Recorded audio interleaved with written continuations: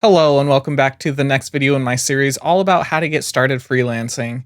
In the first video, we talked about planning your journey. In the next one, we talked about actually setting up your first gigs. And in this one, we're going to talk about what the process is like to get your first order. That's going to start with setting up the order with the customer, fulfilling the order, and then completing the order for them. So if you want to hear all about this and the best way to go about it, keep watching.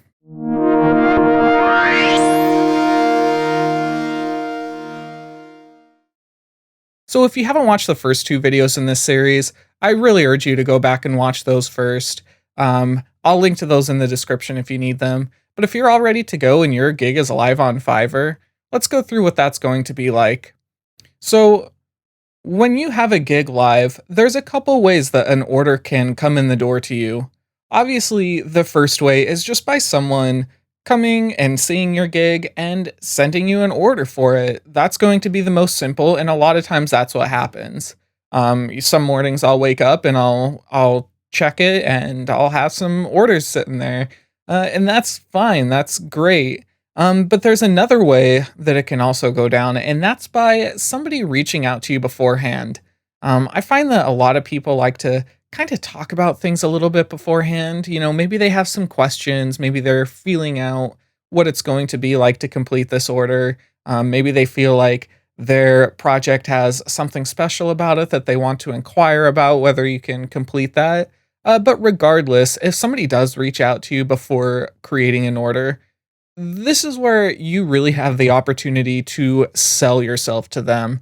If they're not sure whether they should order, you need to do everything you can to ensure them that things will work well. Of course, that's just part of selling. So I really urge you to be a little bit loose with your prices if you can. Don't go below what you feel like you should be selling for.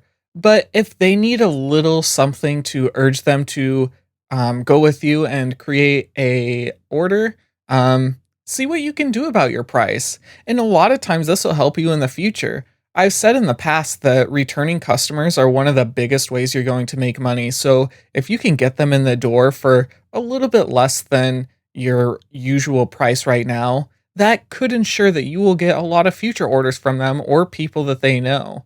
Especially for things like podcast editing or music mixing, those are things where people are going to usually be coming back pretty consistently. So if you, give them a discount on the first order to show them, what you can do, they're going to be more likely to come back to you in the future if you do a good job for them. And Fiverr actually lets you create custom offers right from the chat page. So there's a little button below where you're talking to the customer where you can do this. And if you guys have worked out something that works for both of you, that's not, to the usual gig specifications, then this is a good chance to use that. And it'll let you choose what gig to use as kind of a template. And then from there, you can fill out all the details of what features you're going to give them and what price it's going to be, delivery time, and all that. So, custom offers, I use them a decent amount, probably not half of the time, but probably 25% of the time, 35% of the time, I am creating custom offers for people. So, take advantage of them for sure. So, once the order is placed and ready to go, you're going to want to kind of get it all organized and make sure you have all the information you need. When you're creating your gigs, you should put in a section for the requirements for the order. So if you're working with audio files, you want to require the customer to give you those audio files. And you probably want more information on what they're looking for too. So I always have a space for them to just tell me what they're looking for or some inspirations they have that they're kind of going for, just so I know that I am on the right path when I'm doing the job. So, your first step should be to make sure that you have everything you need. If you have any questions, reach out to the customer right away. You don't want to wait until later and then have to redo something.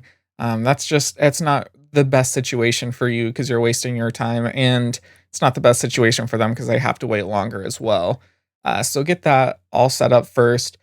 Get your computer organized. If you're working in a DAW, make sure you create a file for that. I like to put their username and their order number as the name for the file so in the future I can look it up. And I like to just get everything ready and set up so that when I'm working, I don't have to worry about any of that. It's organized, it's ready to go. And then you're also going to want to watch out for your delivery time. You don't want to leave yourself such a narrow space to finish this that your delivery is turned in late. That's going to look bad for that customer, and it's also going to look bad on your Fiverr stats. If you have these late deliveries, they're not going to put you up in the results as high as they normally would. And nobody's going to look 6 pages back in results if they're searching for a freelancer.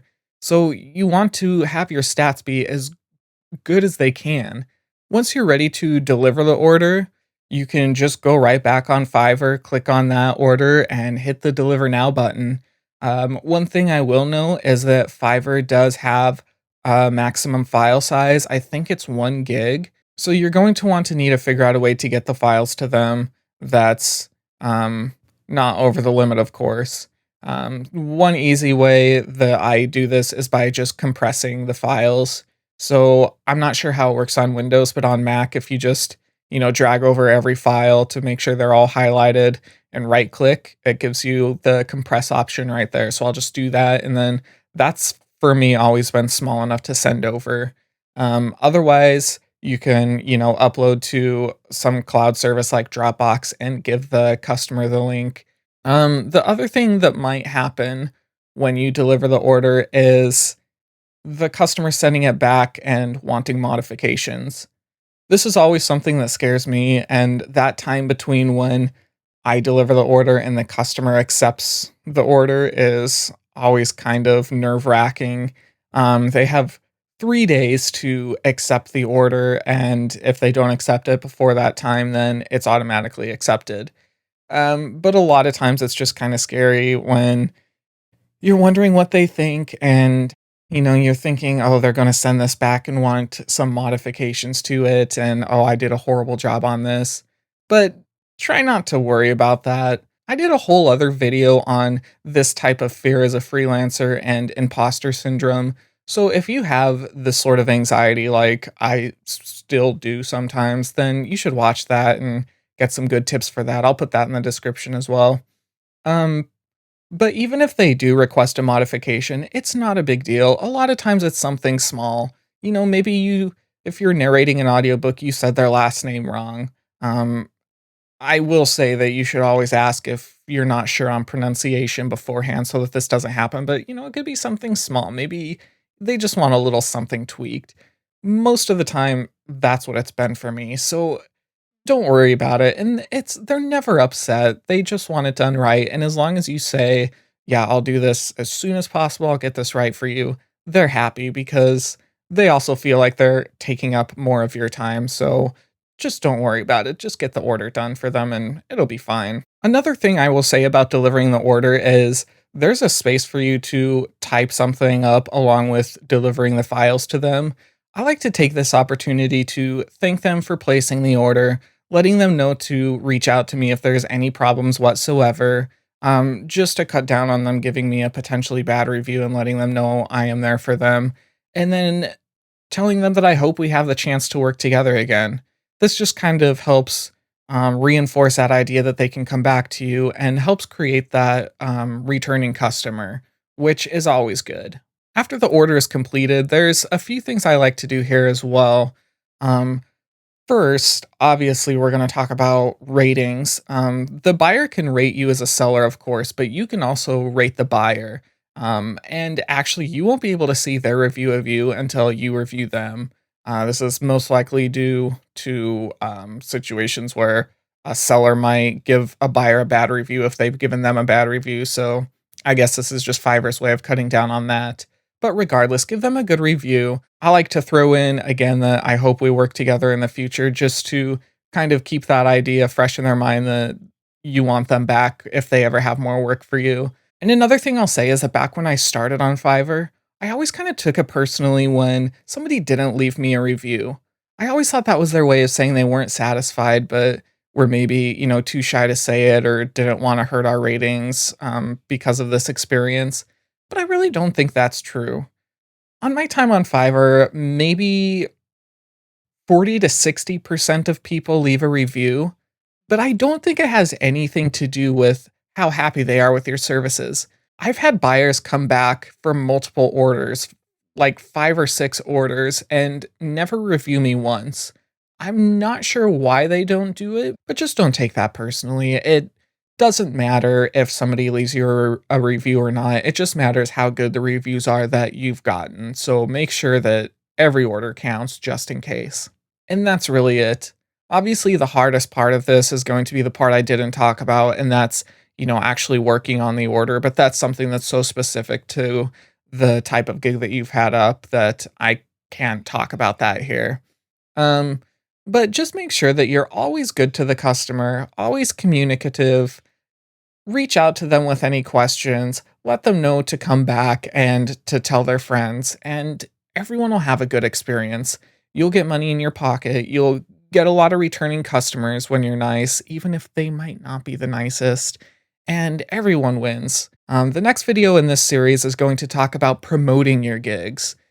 It's easy to talk about what to do once you have an order in the door, but if you're looking to get that order in the door, it can sometimes be tough if you don't know how. So I'll be giving you some little ways that I know of to promote your gigs, get your name out there, and get some orders flowing in before you have returning customers. So if you like this video and you want to see the next one, please subscribe. It helps me a lot. Hit that bell if you want to be notified when that video goes up, and like the video. All of this looks good for the YouTube algorithm, so I'd really appreciate it. And if you have any questions, let me know in the comments. I'm always there to help. Thanks for watching, and I hope to see you again.